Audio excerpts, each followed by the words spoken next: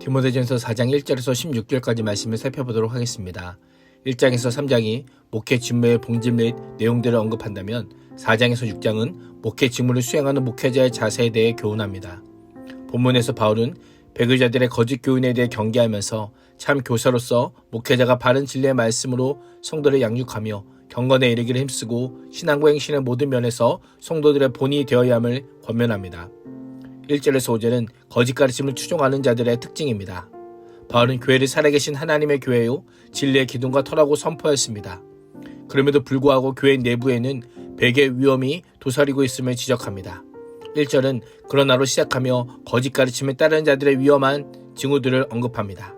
바울은 성령께서 밝히 말씀하시기리라는 표현을 사용하여 거짓 가르침과 그것을 따르는 자들의 출현은 새로운 것이 아님을 지적합니다. 또한 성령께서 환히 말씀하실 정도로 이 문제를 잘 처리하는 것이 중요함을 알려줍니다. 성령께서 환히 말씀하신 핵심이 무엇일까요? 어떤 사람들이 믿음에서 떠난다는 겁니다. 어디에서 떠나라는 것은 어디로부터 떨어져 서다라는 뜻으로 떠나다, 배반하다라고 하는 의미입니다. 믿음이 진리에 대한 응답으로 구원 과정에 참여하게 하는 것이기에 믿음에서 떠난다는 것은 구원의 진리를 거절한 배교라 할 수 있습니다. 바울은 이러한 배교가 후일에 일어날 것이라고 합니다. 후일이라고 하는 표현은 주로 묵시 문학에서 사용되는 표현으로 보통 말세를 의미합니다. 여기서 후일은 글쎄 초림으로 시작되어 재림으로 끝나는 넓은 의미에서 종말의 때를 가리킵니다. 배교의 결과 그들은 거짓말의 위선 안에서 거짓의 영과 귀신의 가르침에 집착해서 진리와 더 멀어집니다. 바울은 사람들을 믿음에서 떠나게 하는 거짓 교훈의 문제를 단순한 차원이 아닌 영적인 차원에서 다루고 있습니다. 뿐만 아니라 그 양심의 화인을 맞아 거짓말을 하면서도 아무렇지도 않게 됩니다. 화인이 맞다라는 것은 바울 당시 가축이나 노예의 주인들이 그것을 자신의 수임을 분명하게 하기 위해 신체 일부에 낙인을 찍는 것을 가리킵니다. 마치 사단이 거짓 교사들에 대한 소유권을 표시하기 위해 낙인을 찍는 것을 연상하게 합니다. 불에 달군 인두로 낙인을 찍으면 그 자리는 시간의 지남에 따라 점점 딱딱하게 굳어지고 무감각하게 됩니다. 믿음을 떠난 자들은 도덕적 불감증에 빠져 외식함으로 거짓말을 해도 무감각하게 될 수밖에 없음을 지적합니다. 놀라운 것은 겉으로는 경건하게 보인다라는 겁니다. 결혼도 하지 않고 음식도 절제하는 금욕적인 삶을 살기 때문입니다. 그러나 긍정적인 의미에서의 절제가 아니라 결혼을 엄격하게 금지하여 독신을 강제하고 음식을 멀리함으로 금식할 것과 가능한 고기를 먹지 말 것을 강요하는 부정적 의미의 강요된 절제라 할 수 있습니다. 이러한 성과 결혼, 음식에 대한 엄격한 금지와 제재는 주로 유대인 분파 가운데 금욕적 성향이 강한 SNF에서 강조되었고 기독교 내부에서는 영은 선하고 육은 악하다고 주장하는 영지주의자들과 결합되었습니다.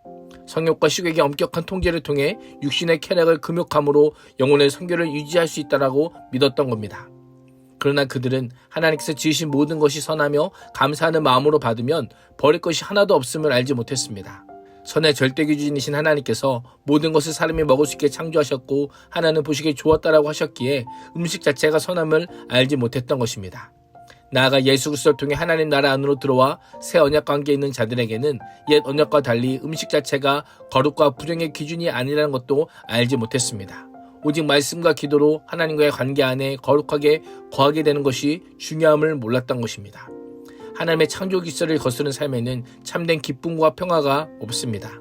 우리가 날마다 만나는 창조의 모든 영역에서 하나님의 사랑의 손길을 느끼고 하나님의 솜씨에 감탄해야 합니다. 하나님이 지어주신 모든 것을 감사함으로 받고 사용함으로 매일의 삶이 감격의 찬양으로 물들어질 수 있기를 주님의 이름으로 축복합니다. 6절은 디모데의 역할에 대해입니다. 바울은 디모데를 향해 이런 총체적인 복음으로 형제자매를 깨우쳐 지도자의 역할을 잘 감당할 때 양육을 받는 성도들 뿐만 아니라 디모데 자신부터 그리스도의 좋은 일꾼이 되어간다라고 권면합니다. 영적 리더는 양육을 하면서 양육을 받습니다. 참된 지도자는 양육을 받고 양육하는 자임을 알려주고 있습니다. 7절에서 10절은 디모데 개인을 향한 명령입니다. 망령되 허탄한 신화를 버리고 경건에 이르도록 자신을 연단하라라고 합니다. 디모데는 거짓 가르침과 관련하여 교회와 성도들을 돕고 지킬 뿐 아니라 그 자신도 그 가르침에 휘둘리지 말고 복음의 진리에 근거하여 하나님과의 관계에 충실한 삶을 지속해 가야 합니다. 연단이란 단어를 사용하여 하나님의 사람으로 사는 것이 쉽지 않음을 알려줍니다. 그럼에도 경건의 훈련을 해야 함을 강조합니다. 육체 훈련은 이 생에서 약간 유익이 있지만 경건은 이 생과 내 생에서 모두 유익하기 때문입니다. 나아가 경건을 위해 애쓰고 수고해야 하는 것은 살아계신 하나님, 모든 믿는 자들의 구원자 되신 하나님께 소망을 두기 때문입니다. 경건이 하나님과의 관계에 신실하는 모습이기에 지금의 충실함이 미래의 구원의 온전한 성취를 경험케 함을 알려주고 있습니다. 그렇습니다. 부활의 소망에 참여하고자 한다면 오늘 바른 복음 안에서 오직 경건에 이르기를 연습해야 합니다. 11절에서 16절은 디모데의 공적 사역에 대한 명령입니다. 10개의 명령법을 사용하여 디모데의 공적 사역을 다룹니다. 크게 5가지인데요. 첫 번째는 가르치는 것입니다. 두 번째는 사역의 권위입니다. 연장자에게 권위와 존경을 주는 문화에서 교회 장로와 감독과 집사보다 상대적으로 젊은 디모데의 연소함을 없이 여기지 못하게 하고 오직 말과 행실과 사랑과 믿음과 정죄에서 믿는 자의 본이 되라고 합니다. 셋째, 공적 사역으로 자신이 이를 때 성경을 읽는 것과 권면하는 것과 가르치는 일에 전념할 것을 명령합니다. 넷째, 장로회에서 안수받을 때 예언으로 받은 소명을 가볍게 여기지 말라고 합니다. 마지막으로 사역의 충실함을 권면하는데요. 디모데의 사역을 향한 바울의 가르침에 전심전력하고 디모데의 발전을 모든 이에게 나타내라고 합니다. 더 나아가 자신과 가르침을 계속 살펴 조심하고 그 안에 머물라고 명령합니다. 그러한 삶이 디모데와 그의 가르침을 듣는 자를 구원하기 때문입니다. 바울은 양심이 화인을 맞아 바른 길을 걷지 않는 교사들을 책망하며 양육을 받고 양육하며 지속적으로 영적으로 성장하고 성숙하는 자가 참된 교사여 지도자임을 알려주며 그 길을 걸어갈 것을 명령하고 있습니다. 오늘도 구원받은 그리스도인답게 끊임없이 자신을 성찰하고 복음 안에서 그리스도의 성품과 경건을 날마다 훈련하는 그리스도인이 될 수 있기를 주님의 이름으로 축복합니다. 기도하겠습니다. 하나님, 바른 진리로 나를 양육하고 경건을 이루도록 연습하며 신앙과 행실의 본이 되므로 맡겨진 직분에 전심전력하고 예수 그리스도의 좋은 일꾼이 되게 하여 주옵소서. 예수님의 이름으로 기도합니다. 아멘.